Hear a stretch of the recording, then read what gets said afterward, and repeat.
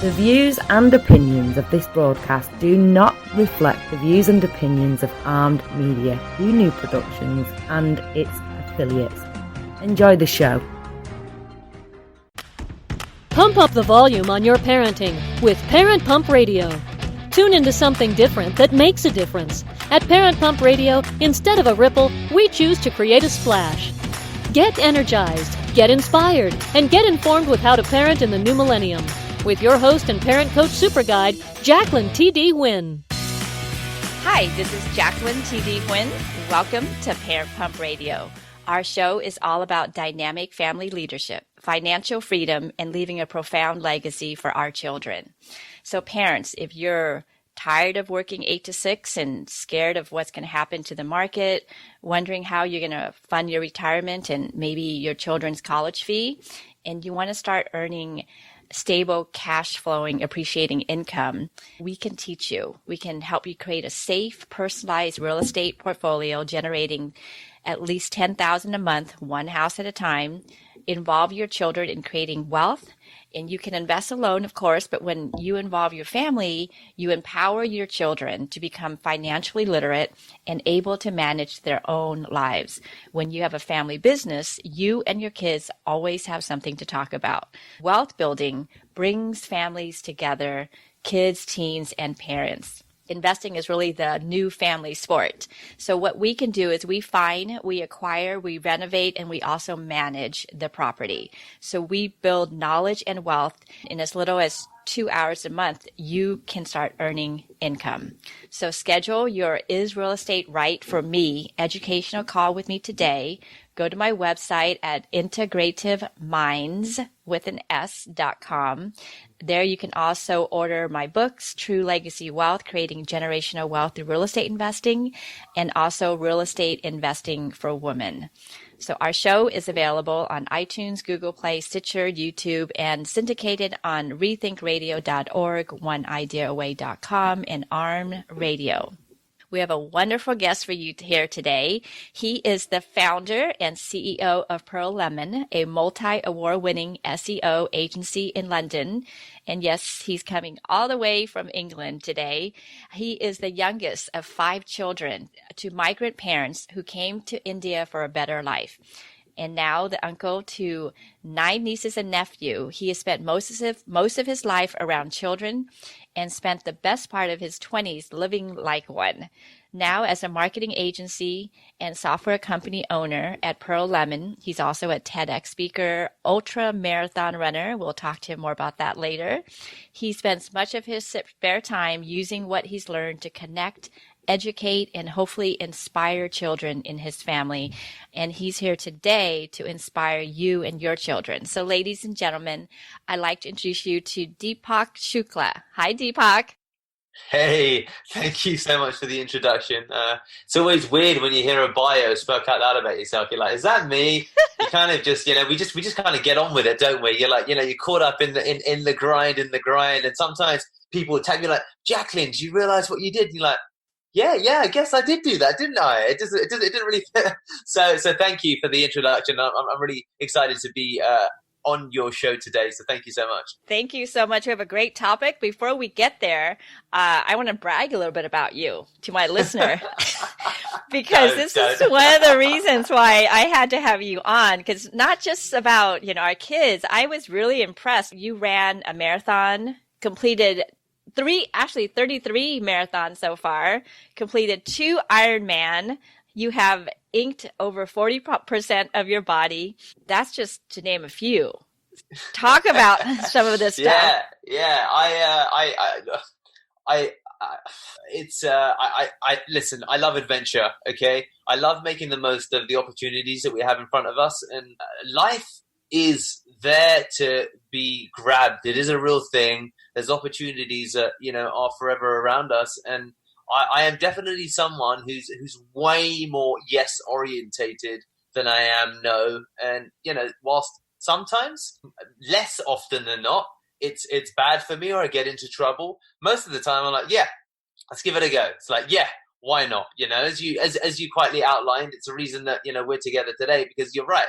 By day, I'm an SEO agency owner, but this opportunity came up, you were amazing at looking at exploring how I could be a fit, and I'm a great believer in that as an approach to life in general. So the marathons is like, okay, why don't I do a marathon? And someone said to me, and I said, okay, let's do that. He's like, where do you think you want to do it? And I'd be like, I've always wanted to go to the States. So my first ever marathon was in Chicago when I was like 22 years old. So I think that randomness, which is what my TEDx speech is actually about, embracing the randomness that constitutes life and all of its colors has been a big thing for me. So that's why the marathons, the Ironman, and I was like, I enjoy sport. Let me give it a go. Let me see what comes out on the other side. Yeah, he also trained with a Georgian former special force sniper. So watch out. Yeah, don't get on his bad side. Yeah, that absolutely came later. That was definitely another adventure. Yeah, we'll have to talk about that off camera, right? If I need you for some reason. No kidding. But he has backpacked across 60 countries, over 60 countries. I'm very impressed with that. Yeah, I started when I was 18.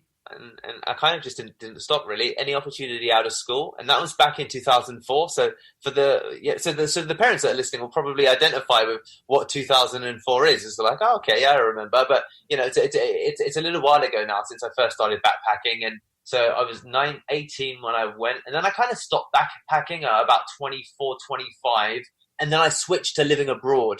So I stopped traveling so aggressively, where I'd stay in a city for 3 days, party every day, move to the next city, or go and do, kayaking or bungee jumping or surfing or skydiving or whatever it might be. Then I started to slow, and I was no longer interested at living such a volume of life in the time I had abroad. And then it became a bit more about, okay, let me go to, Malaga in the south of Spain for a month. Let me go to Turin in Italy. Let me go and live in Brazil for 2 months and see what it's like, and get a feeling of the ebb and flow of the culture. So then it began to transition, and both of them were, again, I guess, adventures of different kinds. When I was 30, I also quit my job and decided to backpack around the world by myself. So it was an adventure. Same thing, New Zealand, Australia, right? Like bungee jumping, we did crazy things, jumping out of airplanes. You didn't even think twice about it. Exactly. It's funny how age changes and gives you perspectives that you didn't have when you're more carefree and young. And I guess that's also the challenge of, how there's a loss of identification with your children over time, right? Because they just see you as a completely different bloody species. Yeah. So talking about children, let's get to this topic, because I know parents are really interested. So how are we going to keep our kids learning while they're gaming? Because we're not going to be able to stop them from gaming. Absolutely. Yeah, so I know you don't have children, but you have lots of nieces and nephews. Why do you care so much about kids? Look, I come from a family where I've got there's 5 of us as siblings. My cousins, there's 5.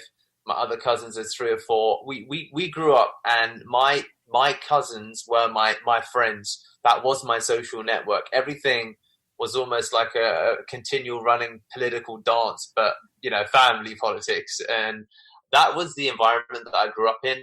And then me being the youngest, it also meant that, and when I say youngest, my sisters are like 13 years older than me. So there was a big enough gap that as soon as I kind of started to hit 18, 19 and came out of being a child myself, my sisters were beginning to have children.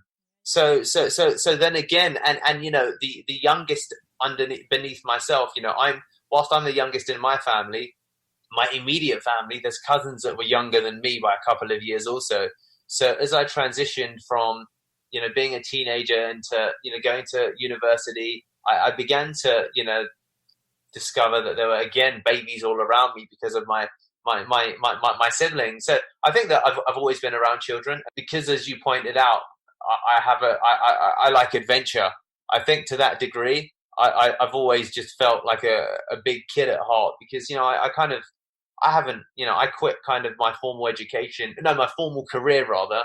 I did university. I started a life at Deloitte as a consultant. I quit. The longest job I've had, Jackson, was 6 months. I've never worked for an employer and it's always also meant that I think I identified a lot more with like my nephews and nieces more than perhaps maybe some others in my family, and that's why. I think that's a good point. Our children look at us as parents, but then kids look at you as like, oh, just an older version of themselves, like a big kid. Yeah. And so they would probably listen to you, your wisdom, your teaching much more, and especially you knowing so much about SEO, gaming, and all these things. So I think that's why I thought it was so great to have you on here, because you kind of bridge that gap between parents and children. Okay, so I think there's a couple of things. That what's interesting to me is that we choose to empathize with our children in very specific boxes. And when I say boxes, I mean boxes that relate to maybe the first experience of going to school, their experience of having to struggle with homework. And when they turn to something that, for example, there's two things really. There's television and there's gaming, right? Right. It's what's incredible is that all of us, and to include myself to a limited degree, we kind of tend to switch off to how they're actually connecting with the characters that exist within a game like Fortnite, or the characters of their favorite TV show. Like, we do it as a little bit, I think, as children and toddlers, but then we kind of grow up and things get kind of lost. And what I found as my nephews and nieces moved from being 8 or 9, where I could just kind of tickle them a lot, into their teenage years, I found two things were really powerful. Number one, if I took an active interest in the plot line or the story behind Fortnite, or some of the games they play, like Gran Turismo, I could get a lot more engaged communication from them. Like, they were interested in helping me understand the world that they occupied, because they had an active interest in it. I was like, so how does this work then? So, okay, great. And so are you saying that I could take this gold coin, and if I went to this section of the map, I could achieve X result? And, they quite carefully talk you through how it works and what you need to do. And then also the other element, as you quite rightly pointed out, part of my job involves uploading videos to YouTube, looking at videos that are edited, figuring out how to rank a video on YouTube. So these things, and also looking at, some of our clients are gaming companies. So that's been really insightful, because it allows me to understand why kids love Twitch and why they like, streaming live their own gaming. So all of these things were really powerful. And I found that, let's talk about James, like my nephew who I've got in mind. The more I was able to understand his world, and one of the struggles that Rob and Shanti, my sister and her husband, my brother-in-law, often had, was that James is uninterested in education because he's just a big sports guy. He's 13, 14. He loves playing tennis, right? And he loves gaming and he loves tennis. They're like the two things. It's like if we're playing Fortnite, game on. If we're playing tennis, game on. If it's math, game off. I'm like, it's just like, you can't get anything from the kid. Then you begin to think about how can you apply, math to gaming, or how can you help him build a practical set of skills by focusing what you want to teach him around existing passions. And that's what I think what we've got to see it as. For me, it was like, I used to game when I was younger, and I was like, this is cool. And also, children and adults are making money from it now, and they're making seriously good money. Yes, and that's what we're going to talk about on our second part of the show. So this is the part one. Part two, listeners, Deepak's going to talk about how your kids can make money. Absolutely. At the moment, with what's happening, of course, in the global markets with, COVID-19, etc., like, eSports is booming right now. Yes. Oh my gosh. You're right. It's absolutely booming. You've got professional footballers that are turning to it. The prizes in some of the eSports World Cups are like millions of dollars. We've got an SEO client of ours who pays us $6,000 a month to help them with their SEO. They've got their own, and we're a small part of their budget, right? They focus on eSport. Like, they're a gambling company, but the whole gambling focuses around adults who are betting around esports games who are played by children a lot of the time. Wow. So it's, And so when you think about the economics around that, they can support a $72,000 budget annually just on a third party agency for a smaller part of their overall marketing budget, which is probably, a couple of million a year. It's a legit way to actually build a viable income. And when we become cognizant to that, then I think it will also help us as adults reframe the way that we look at gaming. Gaming isn't the devil. Gaming isn't like the that's an important transition, I think. How do I keep my 13-year-old son, or he's 12, he's going to be 13 soon, gaming and still learning? The first thing for me that I, have helped James with and that we do together is I'd get him to write descriptive stories that involve the actual game Fortnite. So what kind of sin, he struggles, for example, with some of his literature and sometimes his numeracy as well. So then we would take the same research methodology that he would use to put together an assignment for English, but we would focus it around something to the extent of, okay, so how would you build a strategy around this character and making sure that he can become champion in the world of Fortnite? He never realized that he was executing strategy in Fortnite when he decided which character he would pick, which character paired with what weapons, which character and which weapons paired with what other characters, and what difficulty setting and what partners. And we walk through, well, why'd you pick Aaron to game with? Oh, because he's really good. Okay, but I'm really good. He's like, no, you're not as good. Okay, so what are the key differences that make Aaron good and made me not so good?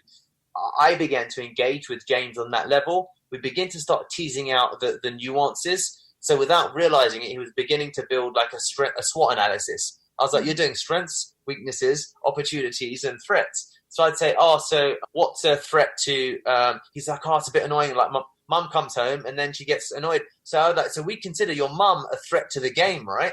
And he'd be like, yeah, she's a threat to the game. That's right. And I'd be like, okay, so she goes in this box. You're teaching him the SWAT method already. He doesn't even know what the SWAT method yet. Yeah. And awesome. I was like, you realize what you're doing. And I was like, okay, great. So now we need to adjust our strategy and not to accidentally discover that mum is a threat to the game. We need to think intentionally about that. And as a consequence, we need to adjust our strategy. Now let's map out, James, when do you tend to play Fortnite? And we're like, okay, great. I play it like 4 on a Friday, 4 all the way through to 7. I'm so excited about it, etc. I'll be like, okay, so where's everyone else in the house at 4 to 7? And we just went through an entire process where we extracted or abstracted out when he plays, what he drinks before and after he plays, who he's playing with, the people in the game, the people external to the game, what are the kind of pattern interrupts. And what was really interesting was that we mapped it out together because it was just a fun exercise to get him to think logically about everything. And then we discovered the key patterns that we could correlate with him not performing as well within the game. We began to tweak some things and he began to immediately get better scores because games do a great job of scoring how well you're doing. How many kills he got in Fortnite, how many coins he collected. So then we were able to run tests whereby I'd say, okay, great, we changed this. Now let's play the game for 20 minutes now that we've changed 2 of these things. And he began to score higher and do better. So then we began to track it. So then I'd introduce him to a spreadsheet because I'd say, okay, great, let's track this over time now. And let's put some of this into a Google sheet. He's like, what's a Google sheet? I was like, it's Excel. He's like, okay. So how do I use a Google sheet? And I'd be like, great. I want you to prove to everybody what a great gamer you are. And we went on this whole process. It just started from him telling me about it, from him seeing that I was engaged, to us running a little bit of an internal, then an external SWOT analysis, identifying his mum being the threat, Aaron being the opportunity, me being a weakness because I thought I was good, but I wasn't that good. And then him having to manage those different relationships. What became clear was that he liked having me around, but he didn't really want me to play. So he wanted me to spectate, but not participate. And I was like, okay, great. So how would you convince someone to spectate, but not participate? So you begin to just really develop some interesting analyses of the game using, standard business methodology. We began to, based upon that, build a framework for which he could then tweak different levers to return different levels of success in the game. And then at the back end of it, I began to incentivize him tweaking the system by offering him just basically rewards. I was like, look, I'll give you an extra $5 if you can achieve this result in, this framework. And that was kind of the journey that we began to go on that kept him gaming, but increased ultimately his abstract and his logical thinking. And it began to translate into improved focus in school. And he noticed that he was able to just pick things up a lot more in math, or when they were talking about concepts in English, when they're talking about different characters, because a lot of it was based around character development. He began to understand the nuances of, okay, so Deepak, I like him to spectate, but not participate. And then my mum's like a weakness, but then how can I manage that weakness? Because I've got to get on her good side. So how do you manage a threat that you can't really mitigate, or how can you mitigate, a present threat? And all of these like funny things we started getting involved in. Pretty awesome. Now, I know nothing about gaming. So that's okay. I think a lot of parents out there are the same way. Yeah. I think it would take a while for me to understand the gaming. For parents who don't really get the gaming, can you give a solution for us to help our children be engaged? Yeah, absolutely. So where and when you don't understand gaming, approach gaming like you would approach anything that you study as part of, whether it's your certified professional development, if it's within your career. Parents at some level have studied, whether it's in academia, whether it's as a consequence of learning a new concept for work. So do the same thing that probably some kids do when they're trying to find a cheat for a game or how to get to the next level up. You can watch simple things on YouTube. You can, of course, just look up things on Wikipedia, or you can think about the games that you are familiar with. Sonic the Hedgehog, is a classic, or Super Mario Kart, or, Street Fighter, and the games that a lot of parents will be more familiar with. And the Pac-Man for me. That's just aged myself. You've outed yourself. Yeah, no, there is a challenge there, but I think that we ask our kids to do things that we require of them. I think that equally, part of this is let's get over ourselves. Like, gaming isn't the enemy. You're just making the game the obstacle because, you choose not to engage and learn about it. You know what? It's a big part of a child's life, and they're going to get involved in this thing for maybe 1,000 hours over the course of 5 to 7 years. Why don't you just take the 2 to 10 to learn about it? What value do you think you'll get as a consequence of that? So if we look at it from an ROI perspective, then if you invest 10 hours into something that that your kid on average is going to spend 5 hours a week playing, 5 hours times 52 weeks in a year is like, it's like 200, it's more than 250 hours. 250 over 10 years is 2,500 hours. It's a lot of time. So given that that's the time they're going to invest, just get up to date with what an RPG is, what an MMOG is, what tokens and this and that. And you'll be able to just understand more about the vehicle that's powering, And also, what we forget is that social networks are now being developed through gaming because everything's online. You can wear a headset and you can play with like your cousin, your mate Frank, your Aunt Sally. So it's not just it's the child's version of the water cooler. So especially now when everyone's doing this remote thing because no one, everyone's working from home, kids are probably gaming extraordinarily, but the main reason is so they can talk to their friends. I think boys play more video game is the statistic. Girls are more on social media. He'll have a screen with gaming, then he'll have another screen watching YouTube video, watching someone gaming or something, I guess teaching him gaming. And then he'll be on his phone texting or messaging his friends or something. I don't know. There are times when he's got 3 screens going on.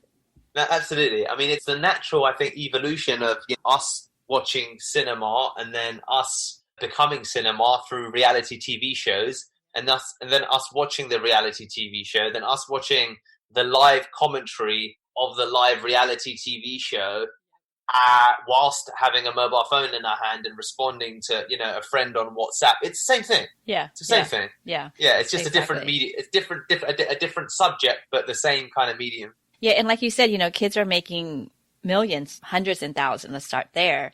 what they say, instead of fighting it, join it, because there's going to be so many opportunities for our children, especially now with the digital age and what's going on with the coronavirus, that people realize that they can do things at home. So if your kids can make money sooner and you can help them look at it as a business perspective, it's even better. Absolutely. I think and that's the big opportunity. If parents are struggling to find a way to connect to it, then find the way to connect to it. And that might be not the game within itself. It's Google, top gamers and what are they earning? Top YouTube stars and what are they earning? Or the economics of the gaming industry. Read up on some of these to start to see that, wow, this is like a brave new world. And part of our, I think, responsibility as adults, I can't say, I guess, parent, because I'm not a parent, but I think that part of it is to recognize that there is this transition. We've got the technology, i.e. the internet, to recognize that we can behave a little bit differently from our forefathers before us. And just as they used to assume that the internet was the devil, and then all of us do remote working, I think it's short-sighted for us to now assume that gaming is the devil. It's no, money flows where the focus goes. Just all energy. Yeah, and all of that energy directed at gaming, there's going to be naturally a consequence of it, is that there's going to be whole digital economics that are going to come as a consequence of it. So I also want parents to buy in to the opportunity rather than the cost that is gaming, because it's like, this is a great way to learn about a medium that you could earn a serious living from. It's no different from musicians who bloody play and listen to music all day. Why is it any different? Absolutely. So tell us your contact information. My website is about SEO. So a lot of this is my personal experience. But, you can connect with me on LinkedIn and you can find me online. Just Google Deepak Shukla if you're listening to this and or Pearl Lemon, Pearl like pearl, a necklace, second word lemon. But Deepak Shukla, you'll find plenty of stuff about me online, and my email's kind of everywhere. Just head to my website, hit the contact button, and send me a question. Okay. Yeah, so his website is Pearl Lemon. He said the stone, Pearl, and then lemon.com. His name is spelled Deepak Shukla, spelled D like David, double E, P like Paw, A-K, S like Sam, H-U-K-L-A. So just Google that and you should be able to find it. Stay tuned. The second episode, Deepak's going to talk about this pilot program that he's rolling out on developing our children on how to create money out of gaming and how to teach your kids how to create a business out of it. Come back next week and we will see you very soon. Thank you, Deepak. Thank you. I had a lot of fun with you, Jacqueline. Okay, so until next time, always be learning, always be growing. Thank you so much for joining us today. Go to parentpumpradio.com and click on the pink box on the top of our homepage to listen to our new and archived shows. To be instantly notified of new episodes, subscribe to our RSS feed. The RSS feed button is located at the top of the page where all our shows are featured. And after listening to the show, go to parentpumpradio.com or our Facebook page to leave your comments, questions, and topic suggestions. And until next time, have a wonderful week.